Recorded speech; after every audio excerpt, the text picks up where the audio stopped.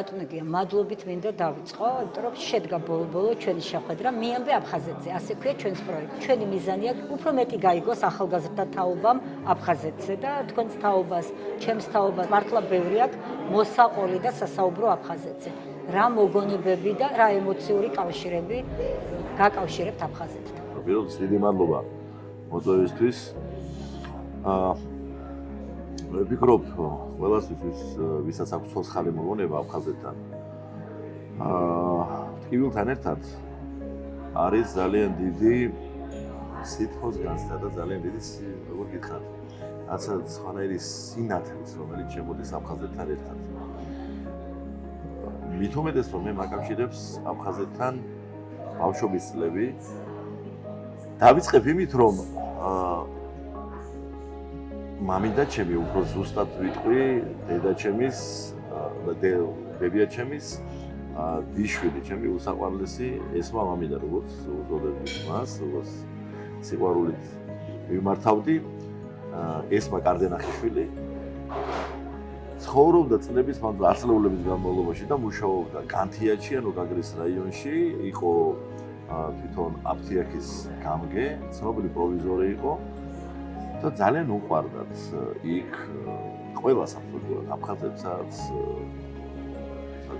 ქართველებს ყველას და თვითონ ძალიან მადლიანი ქალბატონი იყო, გადაყოლილი იყო ყველაზე. აი ხამერო ფეხით მოივლიდა ყველა სოფელს, ოღონდაც პაციენტისთვის მიეწოდებინა წამალი, აი შეწირული და თავის საქმესთვის და თან ეს ბუნებით ჰუმანური ადამიანი იყო ძალიან და მინდა გითხრათ, რომ აი ეს სითბო აფხაზეთთან დაკავშირებით პირველ რიგში ჩემი ეს მამამიდას ასე ვთქვათ პერსონასთან არის დაკავშირებული, ისე როგორც მისი მეუღლე ოთარ იოვიძე, ის სადგურის უფროსი იყო, ასევე განთიაჩი. შესანიშნავი ოჯახი ჰქონდა, 3 ვაჟი, ლევანი, შალვა, გია, ისინი დღეს თბილისში არიან, მაგრამ რაც შეეხება ჩემს მოგონებას, მახსოვს 4 წლის ვიყავი, აი 5 ხდებოდი, როდესაც თავიდან ჩამიყვანეს, აი ჯადოსნური გარემო. მაშინ ხო არ ვიცოდი, რომ ეს რაღაცა სუბტროპიკული და სხვანაირი ესეთი კლიმატი და აი კლიმატში არ იყო საქმე და იყო რაღაცა განსაცვიფრებელი სილამაზე, რომელსაც დიდი ადამიანური სითბო უმაგრებდა ზურგს, თან იქ მეგოლებოდა ჩემი უძვირფასი ადამიანი, ოჯახის წევრი და აი ეს სითბო პირველ რიგში აქედან მახსოვს. შემდგომ რა თქმა უნდა უკავშირდება ჩემი მთავარი მოგონებები ანსამბლ ივერიის გასტროლებს და ეს არ იყო მხოლოდ გასტროლები, იმ იშვიათ მეგობრობას, რომელიც ანსამბლ ივერიის წევრებს ჰქონდათ აფხაზეთში და ჰქონდათ მათ შორის აფხაზებთან. მათ მოიგონებს ძალიან დიდი სითბოთი, იმიტომ რომ აი განსაკუთრებული პატივისცემის, კაცობის, ძმობის, გვერდში დგომის გარდა მე იმ წლებში არაფერი არ მახსოვს. გამორჩეული სტუმართა უყარეობა. ნამდვილად და თან მე რა იყო, იცით, თვითონ ანსამბლ ივერიის მიმართ იყო გამორჩეული სიყვარული. არა მარტო იმიტომ, რომ ის მაშინდელ აი 300 მილიონიან სივრცეში აღიარებული მუსიკალური ჯგუფი იყო. არამედ იმიტომაც, რომ თვითონ ანსამბლ ივერიამ შეასრულა მაშინ აფხაზური სიმღერა. და აფხაზურ სიმღერას ხალხური ანსამბლები ხშირად ასრულებდნენ, მაგრამ საესტრადო ანსამბლზე თან ასე ვთქვათ ფლაგმანს მაშინ არა მარტო ქართული ესტრადისა, არამედ აი მთელი ამ დიდი სივრცისა რომ შეესრულებინა თან მით უმეტეს სათანადო სტილიზებული და გათანამედროვებული, აი ეს ვერსია ძალიან მოიწვა. აი გიდე ვაზამატ ეს იწყებოდა და ბევრ სახსოვს უბრალოდ. იქ მამაჩემს ჰქონდა საინტერესო სოლო რა. ხას მახსოვს ყურში მიზის და ძალიან თანამედროვე ჟღერდა და თანასწორად ეს სითბოთი და სიყვარულით გაკეთებული იყო ეს ვერსია ივერელების მხრიდან და ხო იცით ხელოვნებაში თავი არის სიმართლე. ამ სიმართლეს გზნობდა როგორც ეთყობა მათ შორის ეთნიკურად აფხაზური რესპუბლიკა და ამის მიღმა იყო ნაღდი წმობა. Zamat, hepkhis lara fadimat, repkhapst zalimat, dararichkun yaramat. Hayrare rasha, hayragu shakwa.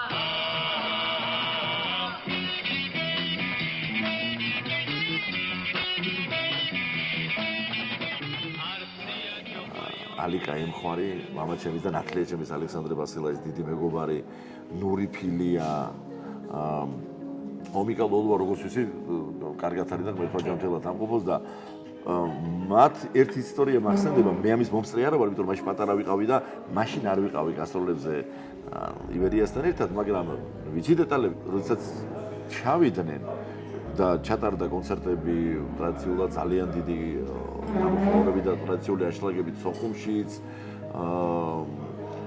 ოჩამჭირეში და კიდე ბევრგან და ფეხს ითრევდნენ ადგილობრივი ხელმძღვანელები გუდაუთაში კონცერტის დასანიშნად, იმიტომ რომ გუდაუთაში მაშინაც ისეთი მოგეხსენებათ არ იყო ესეთი თლად კეთილგანწყობა საქართველოსა და ქართველების მიმართ. ყოველ შემთხვევაში ისეთი რაღაცა შინაგან დაძაბულობას აღნიშნავდნენ. და ეს ასეც იყო როგორც ეთქობა. და მაშინ მინდა ვთქვა რომ აი ეს ზემოხსენებული მეგობრები ჩავიდნენ და თქვენს რომ რას ლაპარაკობთ, პირიქით ისეთი დამოკიდებულება იყო, რომ ასამოვეს ის ხალხიაო, რომელთაც ასეთი სიტყვით შეასრულეს აფხაზური სიმღერაო. ჩატარდა კონცერტი, რომელსაც მოყვა უდიდესი გამოხმაურება. ძალიან დიდი სიტყვით და ყურადღებით მიიღო გუდაუთაში მაყურებელმა, ეს ჩვენი იბერიელების მეგობრების იქ იყვნენ, ეს აფხაზები და იყო შემდგომ დიდი ბანკეტი და მოკლედ აი სიამოვნება მახსოვს მე პირადად. მე და ჩემი და თეონა დედჩემთან და მამჩემთან ერთად ვისვენებდით კელასურში.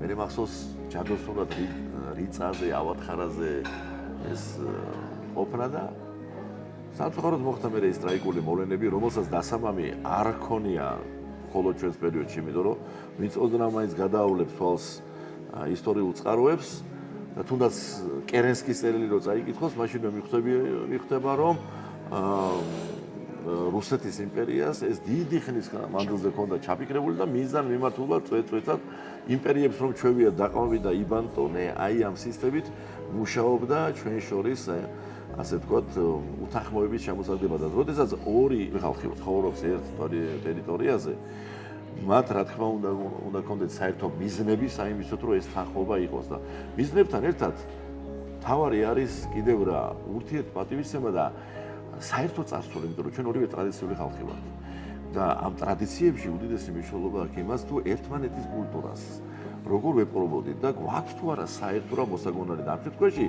მე როგორც ფოლკლორისტი ვიტყვი ერთ რამეს. შეუძლებელია რომ ემოციის გარეშე წაიკითხო ადამიანმა ის თუ როგორ მოხვდა აფხაზური სიმღერა სცენაზე და ნამხილად სული ჰქონდა ამ შემთხვევაში იმ ურთიერთმეგობრობას, რომელიც აფხაზ და ქართველ ლოტბარებს, მომღერლებს ჰქონდათ და რა თქმა უნდა პირველ რიგში სათქმელია ლეგენდარული სახელი უნდა მოვიხსენოთ, ეს არის უკულოლოა, რომლის ძალისხმევითაც და რომლის მეუხებითაც პირველად ავიდა აფხაზური სიმღერა სცენაზე და მან შექმნა არა მარტო მეგრულ აფხაზური გუნდი და შექმნა შესანიშნავი ნიმუშები.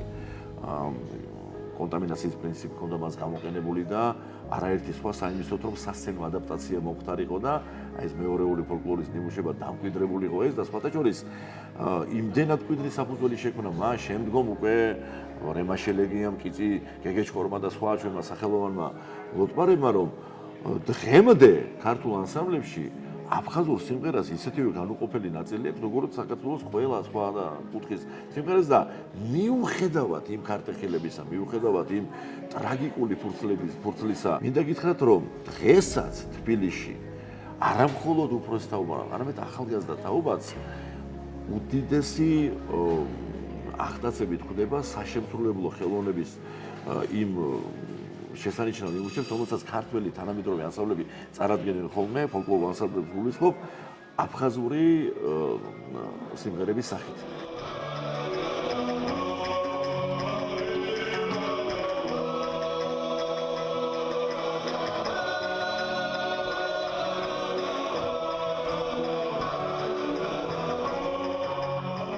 და აი გამორჩეული საქვს ხოლმე რა ვქო წარმატება მათ გამოსვლას. ამას დამესახმება აბსოლუტურად ყველა ანსამბლის ხელმძღვანელი იქნება თუ წევრი თუ რიგითი ეს არ არის შემთხვევით მოვლენა. თუნდაც ის რომ გავიხსენოთ რომ როგორ შეძლო უკულოლოამ ამ არა მხოლოდ დიდმა ლოტბარმა, არამედ დიდმა პატრიოტმა ჩვენი ქვეყნის საქართველოს სახელმწიფოსი რომ როდესაც დადგა საერთო გასაჭირი ყველასთვის, მეგრელისთვისაც, აფხაზეთთვის და სხვებისთვის ვისთვისაც სამშობლოა საქართველო, მან შეკრიბა მეგრულ აფხაზური რაზმი და როგორ თავგამოდებით და გაბიერულად იბრძოდნენ ისინი სამშობლოს დასაცავად, როდესაც თურქეთთან იყო ეს დაპირისპირება და მინდა გითხრათ, რომ ასეთი ფურცლები ჩვენ გვაძლევს იმის განსაზღვრას, რასაც ქვია წარსულის პატივისცემა, იმიტომ რომ ტრადიციული კულტურის ხალხისთვის და ასეთი აფხაზური კულტურა და ასეთია ცხადია ქართული კულტურა. ჩვენთვის ძალიან დიდი მნიშვნელობა აქვს იმას, თუ რაოდენ პატივსაცემია ჩვენთვის ისტორიული წარსული და ამ ხრივ ჩვენ გვაქვს ძალიან დიდი და მკვიდრი დასაყრდენი. რაც შეეხება იმას, თუ როგორ უნდა მოიძებნოს ერთმანეთისგან სავალი გზა, ეს ალბათ ერთ-ერთი ყველაზე რთული საკითხია. თქვენ აღნიშნეთ, რომ ხელოვნებამ დღემდე მოიტანა, ისევ ხელოვნება გადაგვარჩენს და მას საზღვრები არ აქვს. ის არის ხელოვნებაში ეს დაპირისპირება არანაირად არ ჩანს, იმიტომ რომ როდესაც დღეს მაგალითად კონსერვატორიაში ან ფილარმონიის დიდ საკონცერტო დარბაზში იმართება კონცერტები და ეს იქნება ანსამბლი ბასიანი, შავნაბადა, გორი თუ სხვები ღერიან სხვადასხვა კუთხის ფოლკლორულ ნიმუშებს და მათ შორის აფხაზურს და ეს აიგება როგორც ერთიანი კულტურის ნაწილი, ის რა თქმა უნდა ძალიან მკვიდრი საფუძველი, იმიტომ რომ ეს შემთხვევითი მოვლენა არ არის. და გარდა ამისა, მე ვფიქრობ, რომ ჩვენ ბევრი რამე შეგვიძლია ჩვენს აფხაზებსა და ძმებს შევთავაზოთ საიმისოდ, რომ ერთად გაცილებით უფრო მეტ პროგრესს მივახციოთ და ერთიანი სახელმწიფოს ფარგლებში ჩვენ შევძლოთ, რომ ჩვენი ერისთვის განვითარების გაცილებით უკეთესი გზა მომზადოთ, ვიდრე ეს დღეს არის. და რა გზებით მაინც რა შეიძლება იყოს ეს გზები აფხაზეთისკენ მიმავალი? ეს ურთულესი რამ არის, იმიტომ რომ ამ ისტორიულ აი ერთიან ფურცლებთან ერთად არის უდიდესი ტკივილი. მე ამ ყველაფერს მაინც თბილისიდან ამოვიღო და მე ვერ ვიქნები ისეთი პირუთვნელი შემფასებელი, როგორც ის ადამიანები, ვინც საკუთარ თმავზე გადაიტანეს ეს ყველაფერი. მათთვის ურთულესი რამ არის, იმიტომ რომ ამ ქვეყნად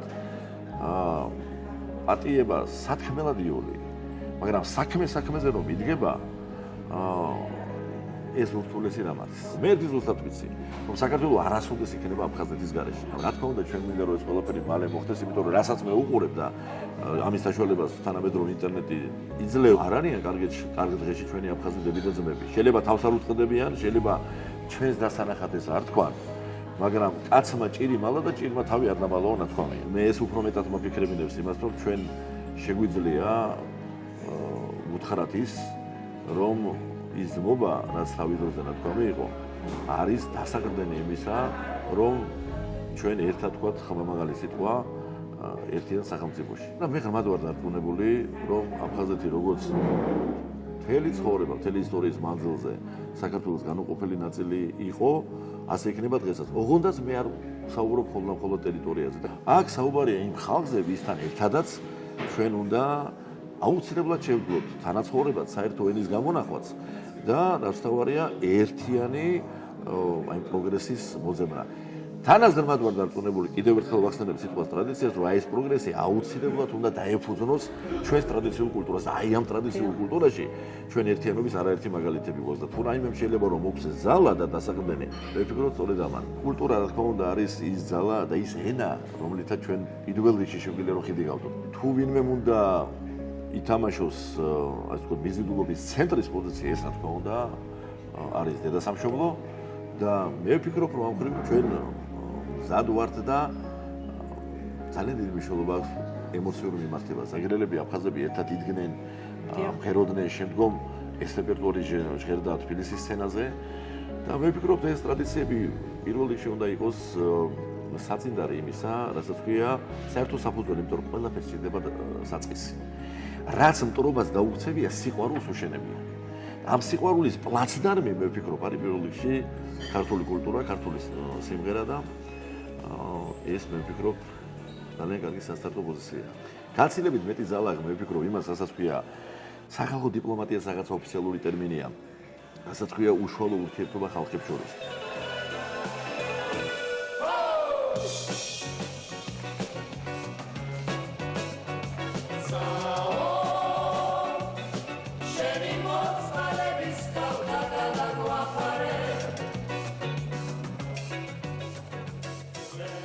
ჩემი გადაცემა, რომელიც ტელეიმედზე გადის ყოველ კვირას, ჩვენი შოუ, როგორც წესი გამორიცხულია რომ ჩემთან ან ჩემი ჯანო იყოს იზორია ან მერაბსი ჭინავა რომელთაც იდები არის სამურზაყანოში რომ ჩვენ არ მოვეფეროთ იმ უძვირფასეს ხალხს რომლებიც იქ ცხოვრობენ და ეს ჩვენ შინაგანად არც ერთს არ გვაქვს იმის განცდა რომ რაღაცა განსხვავებული ველია ჩვენ შორის ეს ერთიანი განცდა იმ კულტურისა და ვერ აგიხსენებთ ამხელა სიამოვნება როდესაც ჩვენს კონცერტებს თუნდაც იუმორინებს ამხელა გამოხმაურებია ხოლმე და კომენტარებს გვიწენენ მათ შორის აფხაზეთიდან ან პირდაპირ შემოგვითვლიან ხოლმე და ამ სიტყვისთვის ძალიან დიდი მადლობა მინდა უთხრა მათ და